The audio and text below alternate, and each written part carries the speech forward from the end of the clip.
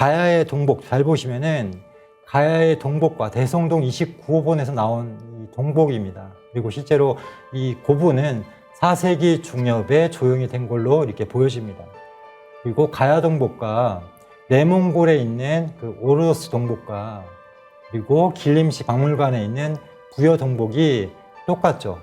그래서 이 4세기 중엽에 대성동 고분을 그 조형했던 지도층의 그 출신이 어디냐라고 했을 때, 이 부여 사람들이라는 것을 알 수가 있습니다.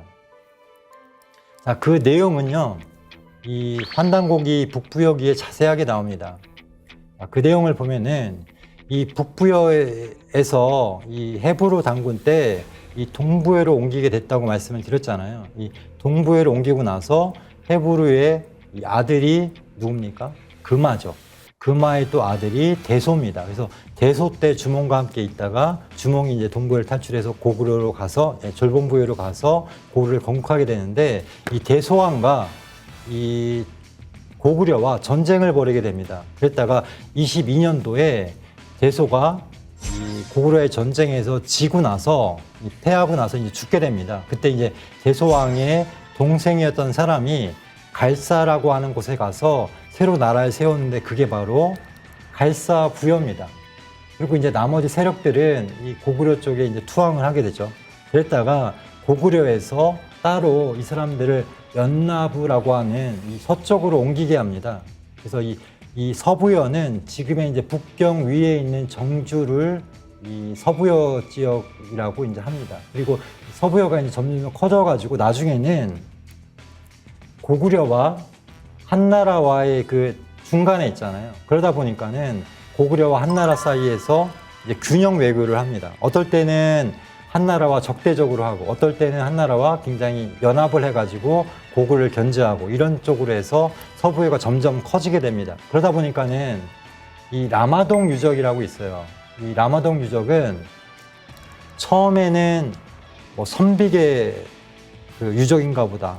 또 나중에는 흉노계인가 라고 이게 헷갈려 하다가 잘 보니까 어떤 학자에 의해서 이것은 선비나 흉노가 아니라 부여계다라고 이렇게 밝히게 됩니다. 그러면서 이제 이 라마동 유적이 부여계라는 걸 이제 알게 되는데요. 굉장히 놀라운 사건이죠, 사실은. 그래서 이 부여는 뭐냐라고 했을 때 우리가 알고 있는 그런 동부여나 북부여가 아니고요. 실제로는 이 동부에서 갈라져 나온 서부여입니다.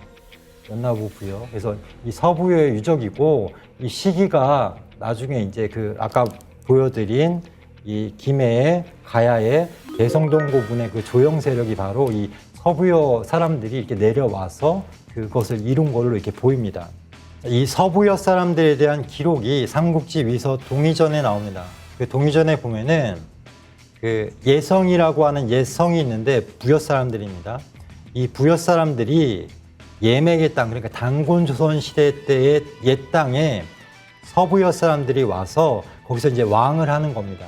그러니까 서부여를 세우는 과정이죠. 그래서 이 사람들은 스스로를 망명해온 사람이라고 불렀다. 쉽게 얘기하면 동부여가 그 대소왕 때 이제 망하잖아요. 그 과정에서 고구려에 이제 귀속이 됐다가 다시 이제 독립을 해서 서부여로 오게 되는 과정이기 때문에 자신들을 망명객이라고 하는 것입니다.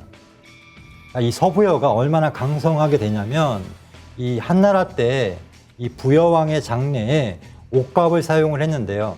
이 옥갑이 뭐냐면 옥으로 만든 이 수입니다. 쉽게 얘기하면. 그래서 이 옥갑을 언제나 현토군에 미리 두었다가 부여왕이 죽게 되면 그것을 가져다가 장사를 지냈다라고 하는 기록이 나옵니다. 이때의 부여는 서부여죠. 그래서 이게 바로 이제 금루옥이라고 해서요. 금으로 짠 옥의라는 뜻입니다. 그래서 금실로 해가지고 옥으로 만든 이제 수의를 만든 겁니다. 굉장히 고급이고 비싸겠죠. 그래서 왕만 사실은 이제 쓸 수 있는 그런 수의인데요. 이것을 한나라에서 미리 준비를 했다가 부여왕이 죽게 되면은 이걸 쓰기 위해서 이제 바로 이제 제공을 했던 그런 역사가 있습니다. 그래서 이 서부여는요, 나중에 어떻게 되냐. 이 6세 의려 때 선비 모용 씨의 이게 침략을 받게 됩니다. 그리고 7세 의라 때는 그 의려왕의 아들이었던 의라가 야마토 외를 세운 이제 응신천왕이 됩니다. 이게 무슨 얘기냐면 6세 때 의려 때 선비보영 씨의 침략을 받아가지고 이 기록에는 자살을 했다고 나옵니다. 그런데 이 우리 기록에는 이 북부여기 기록에는 실제로는 그게 아니고 일본으로 망명을 했다는 것입니다. 그리고 7세 의라가 마찬가지로 망명을 해서 백제의 지원을 받아가지고 오사카로 가서 최초의 그 야마토의 통일 왕조인 야마토웨의 이 응신천왕이 되었다라고 하는 기록이 있습니다. 그런데 이 기록을 입증해 주는 게 바로 이 오사카에 있는 대의라 신사입니다. 그러니까 의라를 모신 신사라는 거죠. 이 의라가 서부여의 의라인데 여기에 신사가 있는 거예요. 그래서 이 내용이요 나옵니다. 그래서 응신왕은 일본 최초의 통일 왕조인 야마토웨의 개창자고요. 일본 학자들은 일본 서기에서 이 15대 응신왕 때부터 야마토웨가 시작이 되었다라고 이야기를 합니다. 자, 이에 대한 내용이요 우리 환단고기 북콘서트에 요약이 되어 있는데 그 영상을 보고 마무리를 하겠습니다. 일본 10만 개 신사 중 절반가량은 하치만 신을 모시는데 그 신사 문화의 뿌리가 우사 하치만 신궁이다. 이곳은 일본 신도 문화의 주신인 삼신이 탄생한 신성한 장소이자 일본의 3대 신궁 중 하나다. 하치만 신앙은 그 유래를 살펴보면 한국과 연관이 깊다. 하치만 신이 나타나 다음과 같이 말했다. 한국 땅에서 시작하여 한류의 깃발과 함께 하늘에서 내려와 나는 일본의 신이 되었다. 나는 응신이다. 놀랍게도 하치만 신은 자신이 응신왕이며 한국 땅에서 건너와 일본의 신이 되었다고 밝히고 있다. 응신왕의 실체에 대해서는 여러 학설이 있으나 여기서는 환단고기의 기록을 살펴보도록 한다. 의려국의 왕이 마침내 바다를 건너 외인을 평정하고 왕이 되었다. 스스로 삼신의 부명에 응한 것이라 하였다.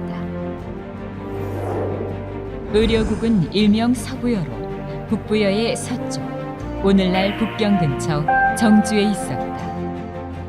이곳 의려국 왕은 의려였고 태자는 의라였다. 285년 선비족 모용회의 습격에 패하여 의려왕은 죽고 태자 의라가 신하들을 이끌고 일본으로 건너가 일본 최초의 통일왕조를 건설했다. 이 의라왕이 일본 서기에 나오는 제15대 응신왕이다. 실제 일본 오사카에는 의라씨의 조상신을 모시는 데이라 신사가 있는데 북규슈를 거쳐 오사카로 이주했던 의라왕의 비밀을 간직하고 있다. 이것이 일본 하치만 신앙의 주신인 응신왕의 역사 진실이다. 자, 여기서 굉장히 중요한 내용이 나오는데요. 뭐냐면 신국이라고 하는 표현이 기록되어 있습니다. 이 신국은 매울 신자 또는 청간에서 이제 그 무기 경신할 때 그 신인데요. 왜 신국이라 하냐? 일본어로는 가라쿠니라고 합니다. 근데 우리말로 할 때는 신국이 되죠. 근데 이 신국에 대해서는 이 단재 신시호 선생이 조선상고사에서 뭐라고 했냐면 원래는 신한, 신조선인데 이것을 한자로 쓰다 보니까 이두문으로 쓰다 보니까는 진한이라고 한 거다. 진조선이라고 한 거다. 그래서 진한, 진조선의 원래 말은 신한, 신조선이다라고 얘기를 했습니다. 그래서 이 신국은 실제로는 진국을 뜻하는 것입니다. 그러니까 쉽게 얘기하면 부여라는 것입니다. 그래서 이 부여가 북부여가 졸본부여가 원래 신국이었고 천자국이었고 진국이었다라는 걸 또 알 수 있는 근거가 또 이 영상에도 사실은 이 기록에도 남아 있는 것입니다.